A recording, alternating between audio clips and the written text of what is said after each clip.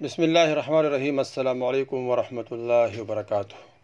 دوستو، آج کا جو وظیفہ ہے یہ ہر قسم روزی کے تنگی کو دور کرنے کے لیے بہت مفید وظیفہ ہے۔ یہ وہ وظیفہ ہے کہ ایک صحابی نے حضور صلی اللہ علیہ وسلم کے سامنے اپنے فقر و فاقے کی شکایت کی، تو حضور صلی اللہ علیہ وسلم نے فرمایا کہ جب تم گھر میں داخل ہوتے ہو تو سب سے پہلے سلام کرو، السلام علیکم ورحمۃ اللہ وبرکاتہ۔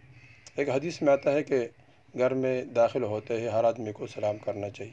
اگر گھر خالی ہو تو پھر بھی سلام کرنا چاہیے، کوئی ہو تو پھر بھی سلام کرنا چاہیے، بچے ہو تو پھر بھی سلام کرنا چاہیے، بڑے ہو تو پھر بھی سلام کرنا چاہیے۔ اس طرح مرد عورت سب پر سلام کرنا چاہیے۔ گھر داخل ہوتے ہی السلام علیکم ورحمۃ اللہ وبرکاتہ۔ تو سب سے پہلے حضور صلی اللہ علیہ وسلم نے عمل یہ فرمایا کہ جب داخل ہوتے ہو گھر میں تو السلام علیکم ورحمۃ اللہ وبرکاتہ کہو۔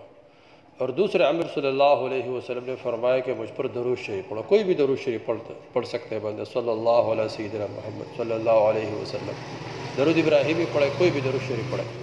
تیسرے عمل حضور صلی اللہ علیہ وسلم نے فرمایا کہ سورہ اخلاص پڑھو، قل هو اللہ احد اللہ الصمد لم یلد ولم یولد ولم یکن له کفوا احد۔ یہ تینوں اعمال کرو، اللہ جل جلالہ گھر سے فقر و فاقے کو دور فرمائے گے۔ تو صحابی نے یہ اعمال شروع کر دیا، گھر میں داخل ہوتے ہی سلام فرماتے تھے اور اس طرح درود شریف پڑھتے تھے اور سورہ اخلاص پڑھتے تھے۔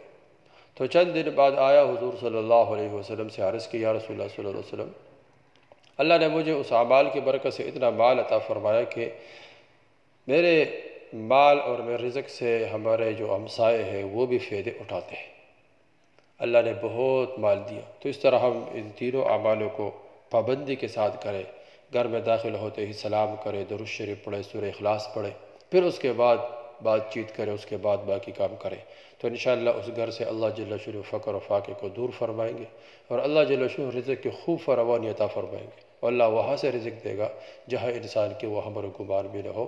یہ اعمال خود کرے، آگے شیئر کرے تاکہ سب کو فائدہ ہو، سب اس سے فائدہ اٹھائے۔ والسلام۔